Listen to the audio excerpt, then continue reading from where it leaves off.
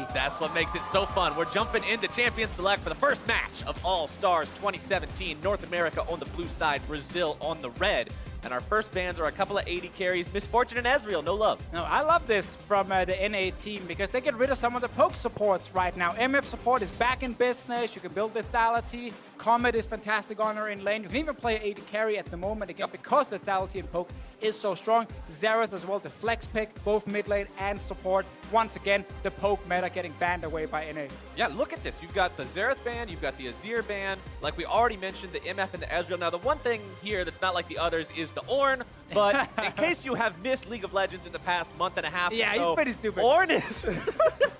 That is one way to put it. Ornn is so ridiculous. I would be surprised if we got to see him in a single game. He's very strong in the top lane right now. Jace also going to be banned out from that. Exactly. Jarvan still very good. Obviously, it's been a big meta pick all year long. You can still flex him around multiple lanes. Jungle is where he's preferred. Zoe is available in this draft.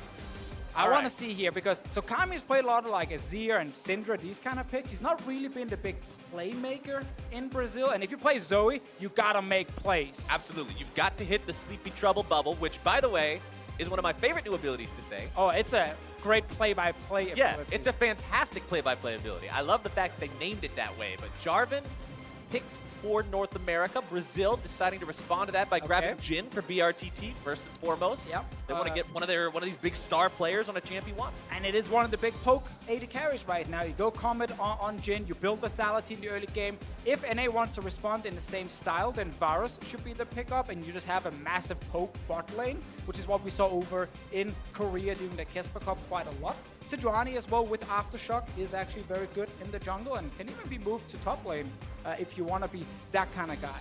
Yeah, Aftershock, we've seen be very, very potent on tanks and there, inhibitors. There's your Varus. And here comes your Zoe lock-in. North America, not disappointing for the showmanship.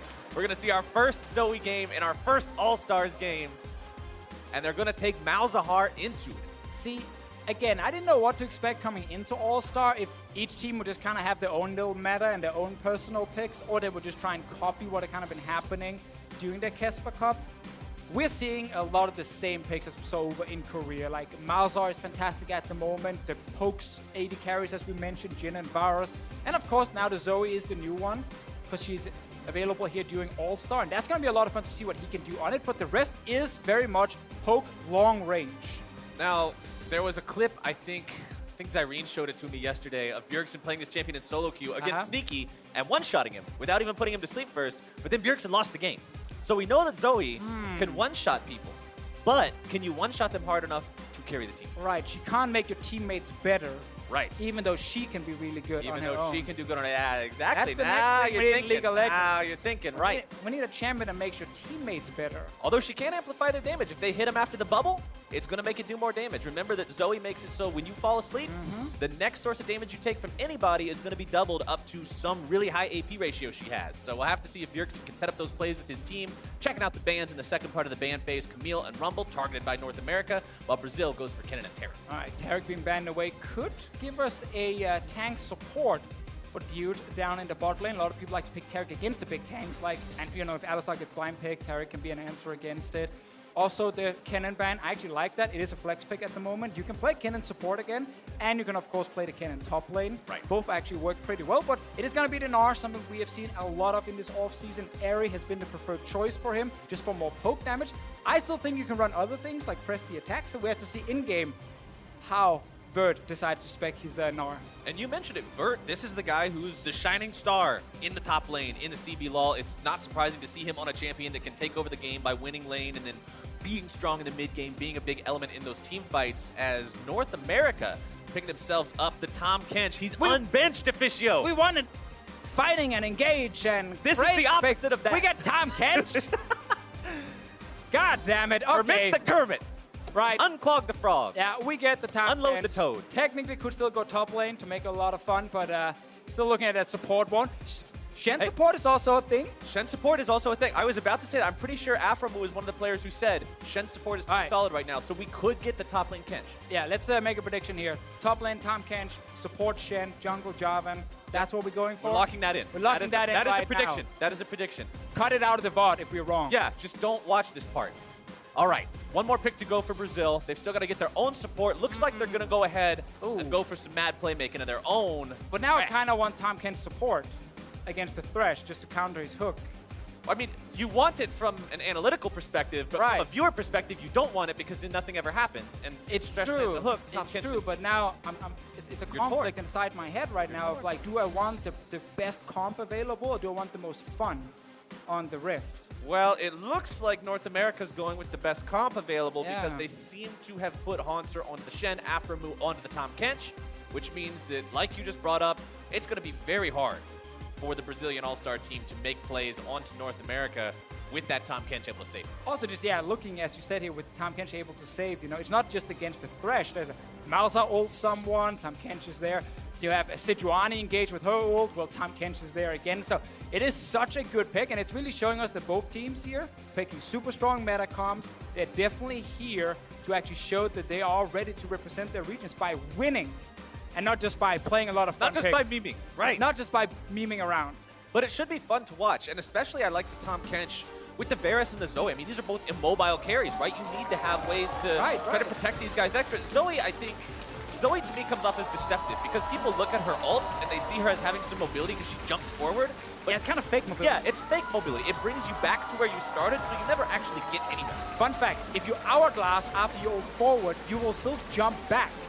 And then your hourglass actually at your original position, and then right after, Tahm Kench can eat you. And then Tahm Kench saves you, gobbles you up, gets you to safety.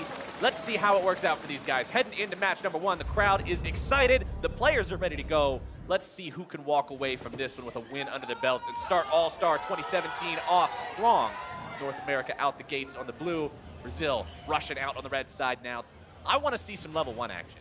I doubt we're going to get to see it, but I want to see it. Listen, I think we've made it very clear during this pick and ban phase, we want to see action. We want to see big plays during All-Star. It's all these players here voted in by the fans of their own region to represent both Brazil and North America. We see actually potential level 1 invade. All right, MikeYeung with the Electrocute on the Jarvan, shown to be a very powerful rune on him, adds plenty of burst damage, especially early on. Yeah, just going over the keystones we have. So we have up in the top lane on Gnar, we have the area here just for more poke with the boomerangs, especially from him.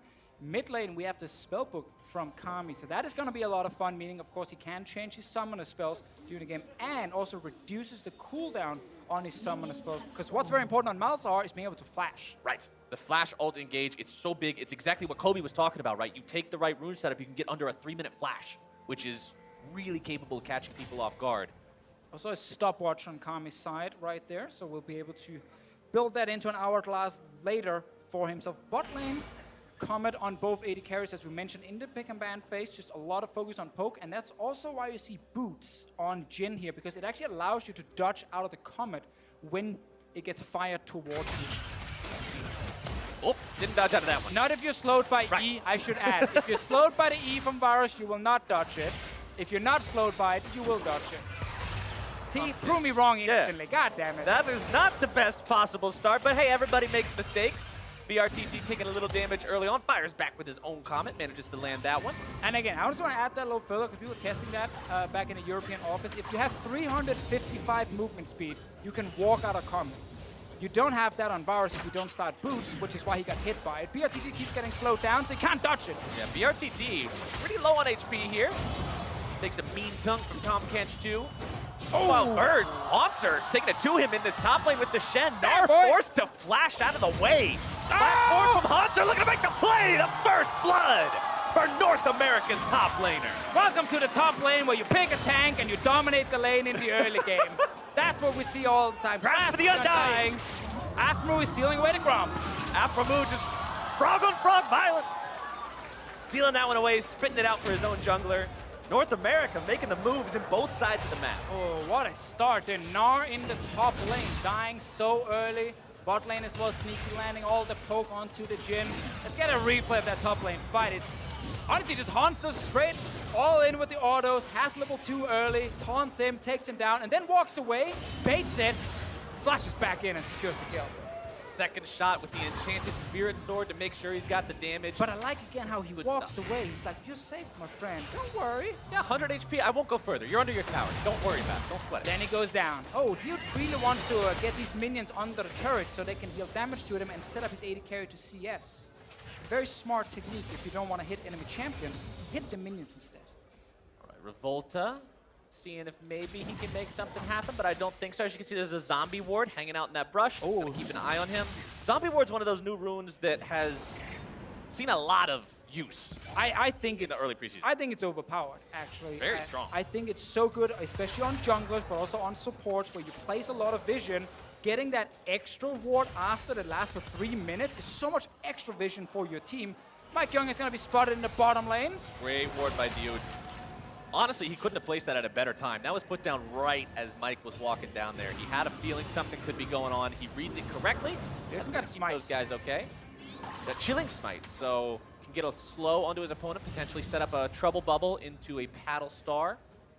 We'll have to see if he finds any opportunity to really use that. And that's the thing about Zoe. Her laning phase is so helter-skelter because you never know what kind of bonuses she's going to get. The drops from the minions are random. And I also want to talk about what Bjergsen just did here. If you want to get some wave clear on Zoe, then you've got to place your Q to the side of the minion wave. So when you're shooting it in from the side, you're hitting 2 to 3 minions each time. And then suddenly she can actually start pushing lanes. If you're just shooting it straight at the minion wave, when you're standing right in front of them, you only hit 1 or 2 max. Plus you do very little damage because the also that increases in damage as it travels, and you just got to give it some time to breathe. Yeah, we're going to see a lot of like Zoe dancing around, shooting her Q behind her, and then firing in front of her to get the extra damage with it. You can then use your ulti to again push yourself further forward so it will travel even longer, and it's actually suddenly really hard to dodge it because it's over these different walls and it's hard to kind of keep track of her, and it's not easy to dodge the skill shots from Zoe. See, there you go. Bjergsen shoots the thing backwards, fires it forwards. The usual pattern you'll see is they'll hit the bubble, they'll shoot it backwards, and then they'll, like you said, they'll ult forwards to give it that extra little bit of range to redirect it for maximum damage. Exactly. Kind of like old Nidalee spears. It's all about the range. Jumping backwards. Yeah, jump backwards, throw another spear, and just keep throwing them out until somebody hits one. You're going fishing. Let's see what happens right now, because bottom side, it is controlled by Brazil. Top lane, MikeYeung, though, is looking towards this poor little Gnar that already died once. He's still doing fine in the farm, though. 38 to 36. He's ahead of Hauntzer in terms of CS, but you'd expect This is all-star, though. It's about kills, not farms. That's, well, they also picked Tahm Kench, so... That's true. Yeah, they I don't know. pick I'm a little bit confused. Hey! About kills. There's your comment. You guys saw that? Dodged right out of it. Also, you also got the swiftness boots to make it a little bit easier. That's another thing that's back in the meta. Rush swiftness. Very much so on Jhin. Yeah, dodge away from the comets. Don't take that extra damage. Also dodge whatever other poke is actually being fired towards you. MikeYeung doing some counter jungling, wants to steal away this chicken camp, make sure that he deprives Revolta of as many resources as possible. Mike now level 5. Bjergsen level 6, so he will have that ulti to give him some extra range, but remember that Zoe's ultimate, it's not like a lot of others. It's not like Malzahar, where the ultimate opens up this huge next level of options for you. Yeah, it's actually just a small part of her kit. The fact that she can jump forward, get a bit of extra range, and then of course she will just end up having to jump back to her original place. So it is a very strange ulti to use, and it's so much more about landing the long range Q, and then of course landing the CC from your E. Like, that is really what Zoe is about. And then, of course, if you can get a crazy summon spell, that's a bonus. Yeah, that's always going to be nice. Vvert eating a lot of damage from Hauntzer yet again as he dials in these taunts, but that's the problem with Gnar. Even if you get some good damage onto him as a melee champion, as you're walking away, he can still return the favor onto you. Hauntzer in a solid spot here. I mean, honestly, taking anything into Gnar, any melee matchup into Gnar, you're usually going to feel rough, but he's doing all right for himself. It's also important to talk about how, you know, before the runes were changed, Gnar against tanks could just go like things like Fervor of Battle, and have in the late game when he kept getting a ton of hits on them, you just get so much bonus damage, and they really struggle in split push against them. It's really not the same power with the more poke focus we see from Gnar these days. You could go press the attack if you want to go towards that route, but it's not the case in this game here. Let's see what happens around mid lane. Dioud is on his way. Revolta is here as well. Bjergsen knows something is up, gets himself immediately to the other side of the lane, and Brazil's plan will be foiled this time around. But zombie ward, though. Again, a lot of zombie wards.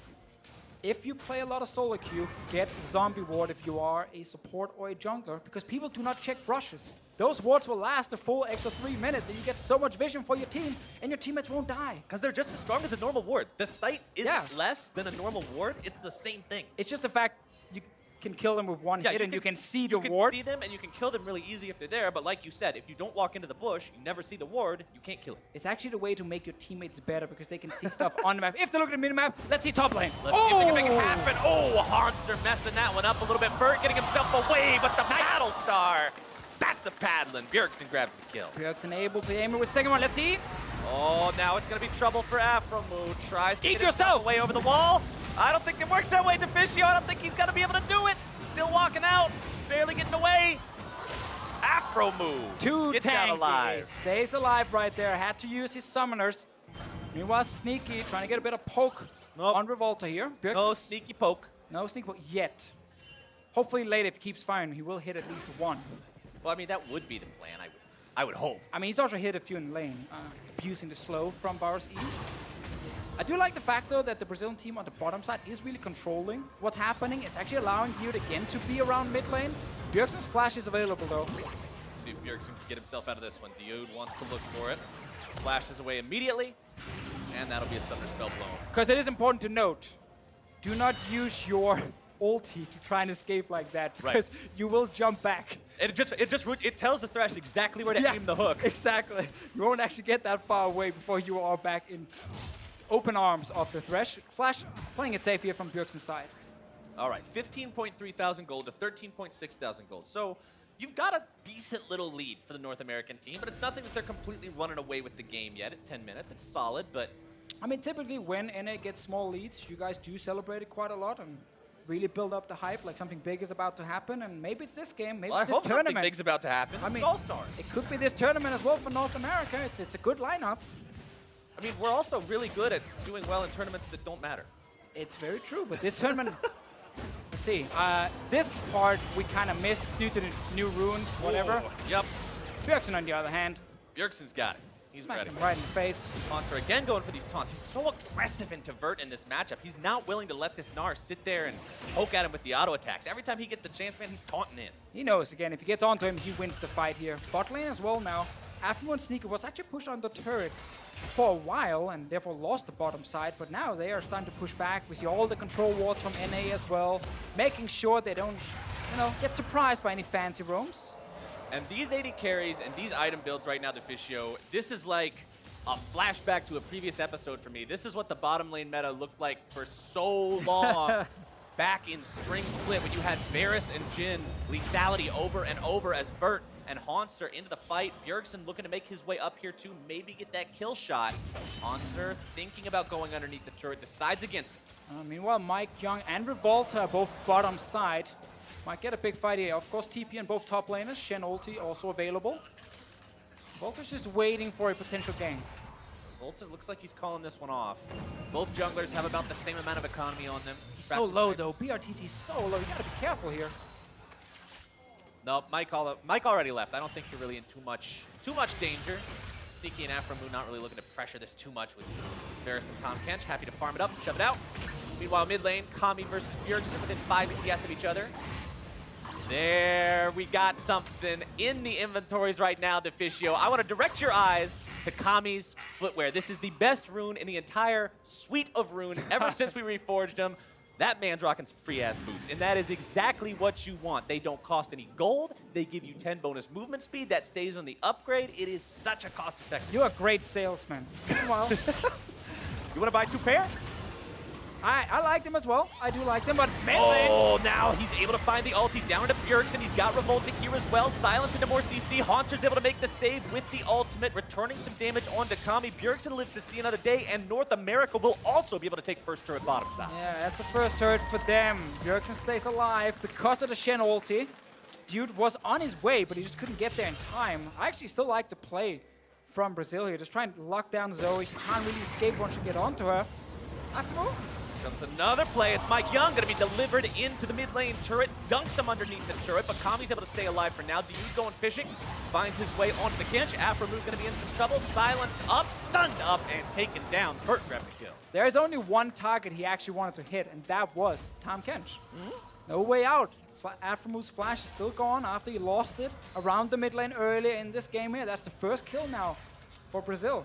Plus, if you hit anybody else, the Tahm Kench just eats them to safety, exactly. gets them out. It's a That's problem. why you want the Tahm Kench. Gotta take him down. More fighting. Here comes the rotation squad looking to make another play. brTT opens up the firing range, but Dioud's the one who's taking a whole lot of damage. Hauntzer, again, not able to find the flash taunt. Vvert continuing to look for Sneaky, but now the attention has been turned over to Hauntzer as MikeYeung makes his entrance. Revolta is low, out of mana. Sleepy Trouble Bubble not going to be finding anyone. Bjergsen's able to find the damage, and Vvert goes down. Now the taunt has connected all the way onto Kami. He's out of there too, and North America's got themselves a double. Oh, what just happened right there? They were trying to make a play top lane. Suddenly Hauntzer shows up. Bjergsen is actually flashing forward here. Not flashing forward. I don't think that was his real flash. Was that a fake one? Fake flash. Fake forward. flash. So hard to tell. That's honestly one of the strangest things about watching Zoe. You'll see the guy flash, you'll think, oh, he fat-fingered it. There's no way he would want to flash there. And it's like, no, he just had the extra one.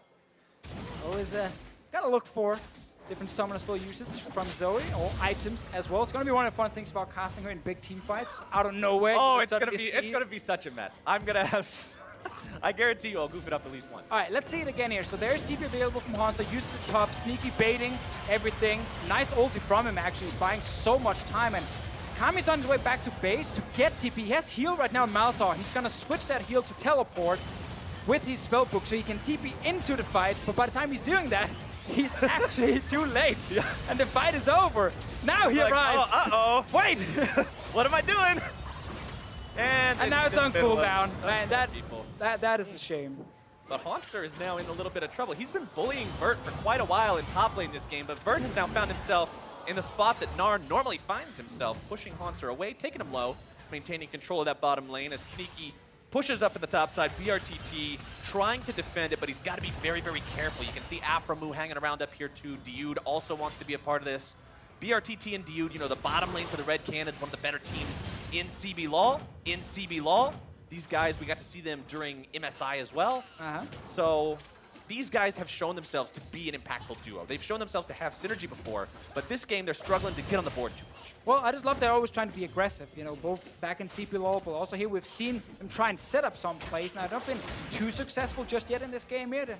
Now, again, as you mentioned, struggling a little bit against this Varus and Tahm Kench, because you can't make plays in the Tahm Kench Varus lane. Like, he's just constantly denying it from Dioud, which is why he's roaming. He's leaving. He's going mid instead to make plays. But that's QSS now as well on Bjergsen. Good thing though, they're getting bot lane tower. Revolta was down there. The Gnar is starting to poke down the Shen. And Ado will respond top lane. Now this gold lead, especially with this second turret going down up here for North America, is starting to get a little bit out of control. Bjergsen gonna find himself jumped on yet again, drops the flash, gonna be stunned up. QSS to get away from that one. Sleepy Trouble Bubble prevents the chase, and he's out. Kami was just not in range to actually flash ult him. At least wasn't fast enough if he was close enough. MikeYeung starting their Rift Herald as well. Always gonna be interesting to see if teams are finding new ways to use an objective like this. I don't think so, because the runes didn't really change how you use the Rift Herald, but I'm always kind of waiting for meta changes during off seasons where someone's like, oh wait, maybe we should use it like this instead. Sadly, probably not gonna be big changes with the Rift Herald. No, there's not a ton of different ways you can use it, I guess. I mean, you can use it as a bait, or you can use it, usually you mostly just see him to take the mid turrets. Yeah, I know, but what about... Trying to theory craft some new Rift Herald magic. It's really difficult when it's so simple that it charges a tower and kills a tower. It headbutts a turret and kills itself if it attacks too much. If you could just do more things. Yeah. There's a rune to change how you could use it. Oh, a rune that changes the objectives. There we go. Okay, there we go. Rift Herald becomes something different. I don't know what. Like, yeah, I mean, farms the jungle. There's a reason that we're casters and not game designers. I don't know what to do with it. Send it into the jungle to clear all your camps or something along those lines. But right now, we can only send him into turrets. So we'll have to see where they decide to use that when Sneaky continues to farm. He's got the Ghost Blade, Serrated Dirk #2 in the inventory. It's that lethality stacking I was talking about earlier. Gotta get that Dusk Blade. Gotta be able to deal maximum damage against some of these squishy targets on the Brazilian side. Obviously, brTT wants to do exactly the same, but he's actually changing it up a little bit. And it's very effective right now with the state of the game, because look at the atomization on the tanks. It's health in both top lane and jungle. These guys are just stacking health. There's no extra armor there, so that lethality is still going to pack quite a punch, even on the front line. Exactly, and also we got to see top lane here. Aphromoo actually went with biscuits for himself to be stronger in the laning phase specifically. I didn't really get to use a whole lot of biscuits because he never really got poked down in the laning phase, but that is one big thing you can do on melee supports. If you think there's a lot of poke in the lane you're playing against, biscuits super good from the inspiration tree. There's some of that poke from the piercing arrow from Sneaky, trying to get its way onto Kami. Rift Herald used by MikeYeung. Nice big headbutt will take that turret down to 1/4 HP. Bjergsen has a cleanse, looking to make the move. Sneaky grabbing the kills. One piercing arrow shot through 2 hearts at once. And we just talked about some of the squishy carries on the Brazilian side. Well, those 2 carries just died straight away. They were trying to defend this mid lane tower. Bjergsen with cleanse and QSS felt so comfortable he could jump in and add more damage to what Sneaky was already setting up. And that showcased something important about Battlestar that I think sometimes people forget. It's AoE. When Battlestar explodes, the damage happens in a small radius around whatever it hits on. It's not a Nidalee Spear. So he was able to do enough damage to set Sneaky up for both of those. And now North America can transition. They can go grab the Mountain Drake. First Drake of the game at 19 minutes is a little bit slow, but they've been busy getting killed. It's a European special. In the LCS, we don't really do those Drakes early game. Drakes aren't really the name of the game. No. Let's see it again. Let's see it again. So he's setting up this huge hit, and then Sneaky just needs to land. Q picks up the kills, and there is a reason we talk about how Zoe is just insanely strong at the moment. And one of the big reasons is the amount of damage she deals when she hits one of these big skill shots. And again, it's not that easy to dodge around it because you don't always see where she's firing it from, and it does actually fire pretty fast towards you. So if you don't have any mobility to get out of it, there's a high chance you're gonna get hit eventually. All right, firing range opened up onto Sneaky, trying to buy himself some time. Stand United also gonna be used, flashing out of the way. Aphromoo gonna be brought in, so is Hauntzer. They turn it around, and Dioud falls. Now can they find any more? Revolta trying to get out. Bjergsen gonna be coming up from the side. Sneaky's troubled bubble falls a little bit short. Wants to make the Battlestar hit, not quite able to find it. Rooted up by the deadly flourish. North America takes 1. Also very good silence right there from Kami's side. Actually made sure that Bjergsen couldn't ult forward at the same time as he fired that Q. But top lane again, the globals from North America, the Tahm, Kench, the Shen, so hard to play against if you want to try and force that single kill in a side lane. It's never just one person sitting there. It's always 2 to 3 guys and then the rest of the team joining up. By the way, when you said the Zoe Battlestar scales so heavily, I wanted to actually check the tooltip and see how much it scales up to. And right now, if you hit the maximum distance on Bjergsen's Battlestar with the items he has, 970 damage. We are 20 minutes into the game. That is 970 insane. damage in a small AoE. Like what we saw underneath that tier 1 turret. If he can hit that on one person, it's great. You hit it on more than one person, it's GG. And then the fact also her CC is so strong, and especially in professional play where you can coordinate that with the rest of your members. If you land a taunt first, it's pretty easy then for Bjergsen to land his skills right after and actually secure the kills. Still, I'm glad we get her in the first game. I actually thought she was going to be banned, but clearly Brazilian team already with the Malzahar. Let's see what happens. Stop. All right, MikeYeung starting it off. Drops the Cataclysm. Dioud's going to be the target, but Mike's in there a little bit too early. The rest of the North American team not responding in time. So Mike just has to use his own flash getting out. Vvert did get the bot lane tower earlier in this game here, so 1 turret and 1 kill for the Brazilian team. But man, they are so far behind in this game, and now they're getting sieged on in the top lane. Oh, that's 1. Oh, there's your drowsy Battlestar from a long way away. Revolta going to be blocking what would have been a kill blow, but Dioud still goes down. Sneaky on a killing spree for that one as NA continues. Latency for the turret. The demolish is going to be there. Oh! The double kill. The Battlestar into piercing arrow combo is ripping Brazil apart. It is so painful to play against. It's even painful to watch it right now. The fact that you can land these abilities over these walls, the extra range on them and everything, like it's just crazy how strong your siege is, especially in a poke meta. If you have your AD carry land in poke, applying CC, then you have your mid laner able to do what we just saw here from the Zoe. Lands a sleep onto the enemy support, and instantly, you know, he just dies. And like what I brought up earlier, look at the atomization. It's all HP, and these guys are stacking Impen and stacking Armor Pen. Again, it is important to highlight when you're shooting the little bubble here, the sleep over walls, the range is extended. So again, that's why you see him landing it from so far away. Second one even connects as another sleep into then more poke damage, and you die. Okay, so remember that 970 damage missile? It also deals an extra 310 damage if they're drowsy. Right. So 1,280 damage. And let's see, brTT's HP at the moment is 1,377. So almost. It will leave him with 97 health. There we go. Didn't get one shot. Not one shot technically, but look at the damage dealt to champions this game. You can see how high the damage value is, especially for Sneaky on this Varus. With those double lethality items, he's stacking the Mana Moon up now as well. The CDR this guy has, 30%. With the 2 lethality items combined with the Ionian Boots of Lucidity means those arrows are going to be flying left, right, and center. Brazil is in a tough spot. And it's hard to get out of it as well when you have AD carries like Jhin. If he falls behind, let's see what happens here. Vert is actually finding Aphromoo and MikeYeung. Well, who's finding who? Yeah, I think it's MikeYeung feeling okay about this one, but Vert looking to still flex I like those it. muscles 1 versus 2. Aphromoo gobbles him up. Bjergsen walking away. MikeYeung trying to slam the Cataclysm down onto Vert. Hauntzer shows up. Vert flashing away, trying to keep himself alive. Suppression down on a Sneaky. They might be able to take him down. They do. brTT grabbing the kill. Vert still looking to find MikeYeung. Barely misses out on the kill. So that was a 1-for-1 here. We gotta remember, NA is really far ahead in this game, so that was a very good trade for the Brazilian team. Bjergsen. Oh, Dioud nearly getting one-shot by Bjergsen's Paddle Star.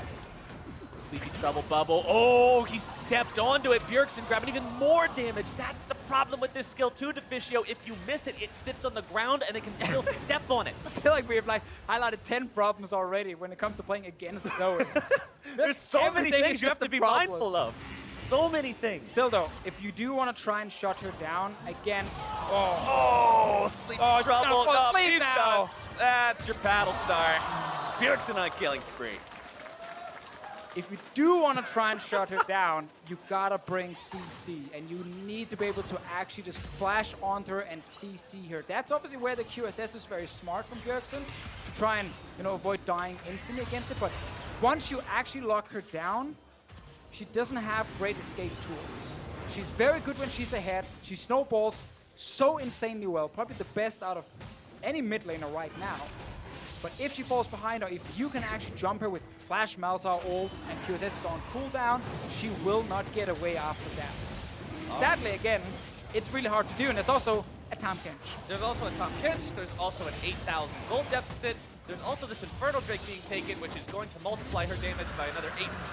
And Yeah. 8% is one of those numbers, it feels tiny, you know?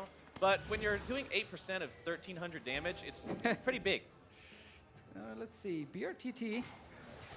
Infinity Edge completed, find Aphromoo. Aphromoo suppressed, bursted, gets the thick skin off, trying to stay alive, but not today. And actually, again, the Infinity Edge right there from Jhin is actually a pretty smart adaptation. If you're already losing early game, don't just stack more poke, because you need to start forcing fights and try and win those fights despite being down a ton of gold to then get a Baron and get back in the game that way. So going Infinity Edge just make him stronger also when it comes to try and burst down a tank. Because stacking lethality against someone who's stacking armor doesn't feel great, won't do you any favors in team fights. Infinity Edge, much better on Jhin for killing tanks. Oh, Revolta loses half his health there. Bjergsen, with the solid aim on the bubble, realizes, hey, even if he backsteps to avoid the projectile, the trap falls in front of him, he has to step on it to get away. brTT, like you said, trying to build for these team fights, trying to give his team an opportunity to find a way back into this game. But when we were looking at Champion Select and we were saying, hey, these guys are drafting try-hard team comps, they're kind of playing what Korea was playing, doing the Kespa Cup thing. Well, the problem with poke comps, it's like you said, when they fall behind, they feel really bad. When they're ahead, they feel super good. Vert right now might actually be in trouble as a TP coming. Okay, Bjergsen and Hauntzer together. How did he get a What they TP? find. Let's... Because why not? Because why not? That is the best answer. As Hauntzer still looks to maybe find this taunt here. Paddle Star comes up a little bit short. Keep running, my friend. Vert's Just doing keep a running. great job, but the second he stops doing that great job, yeah, that's going to happen. This is your tank, remember, Deficio. He's trying to get out. Going to go Mega Gnar here in a moment. It'll give him some HP, but it makes him slower, Oh, too. there's so many walls here, extra range. This is difficult. Bjergsen's still looking at maybe... Wait. Is this the greatest bamboozle of our time? Oh, he jumped the Oh, wall. he jumped right. Oh, imagine if he would have stayed in that fog, if he would have had that sixth sense to know it. No! There's no way out. Goodbye, sweet prince. He tried so damn hard. That was so close. Meanwhile, the rest of his team was just kind of basing and killing rest of his team team is camp. question mark pinging the Gnar. Why are you back there? What are you doing there back there? Get back. Poor Vert. Tried so hard in the bot lane, but again, when a random mid laner just TPs in without even having teleport. Remember, he has heal. Heal is his spell.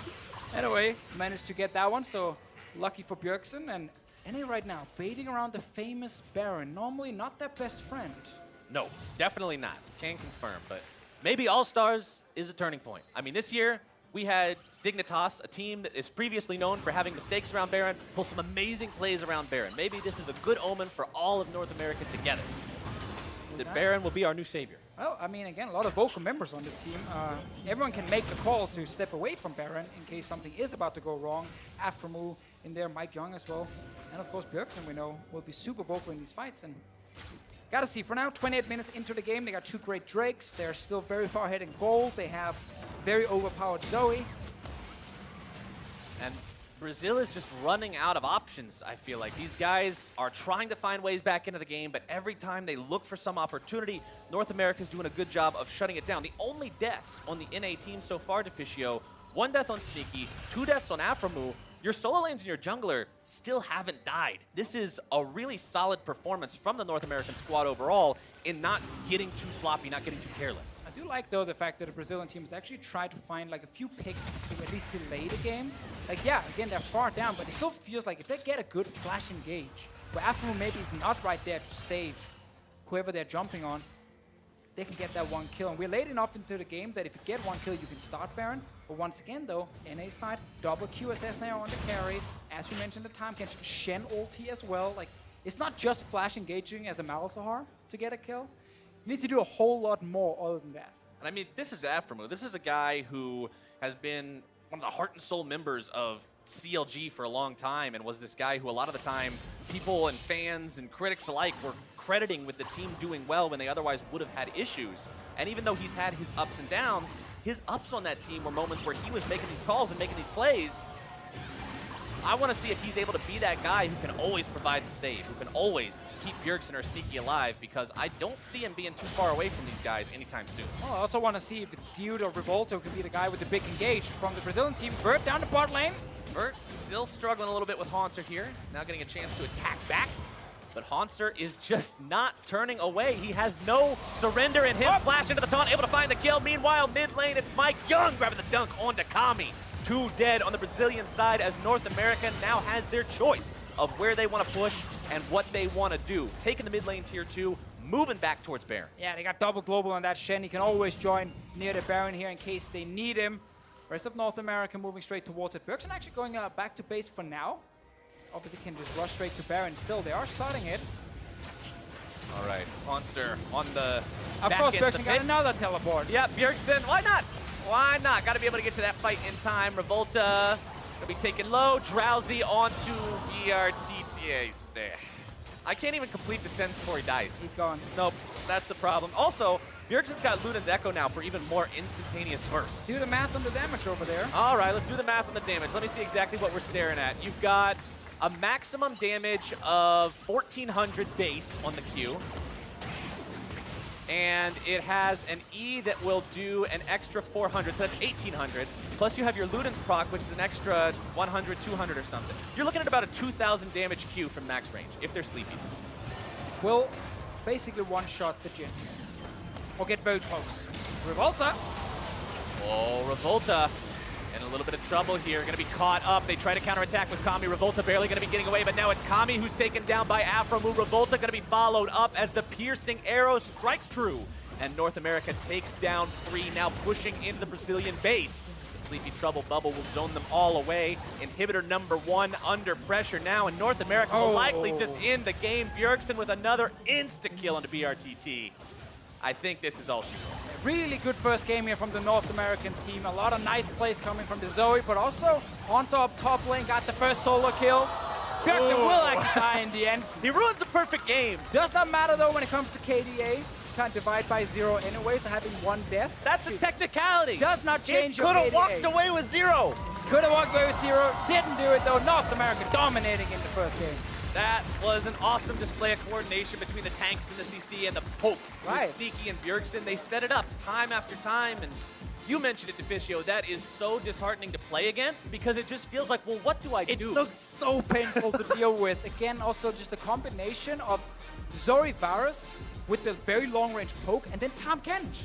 Yep. Like, that combination in itself, especially if you fall behind early game, is just so hard to do anything against, but you can't just flash all in. Nope. You can't just engage. There's QSS, there's Tahm Kench. Like, You just sit back at your tower and you wait for someone to die.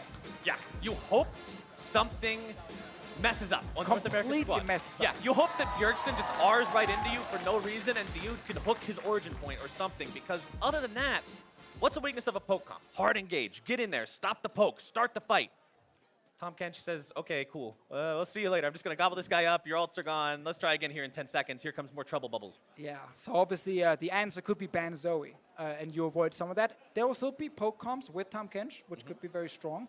Obviously, the Thresh was actually the last pick from the Brazilian team when they already knew Aphromoo They saw was, the Kench. you know, potentially playing the Tahm Kench. So there were definitely issues when it comes to playing out this game once you fell behind early, but honestly, strong early game from North America. Good roams from Bjergsen. Hauntzer winning 1v1 top. No issues in the bot lane, and suddenly you just start snowballing the game. We talked about that home field advantage.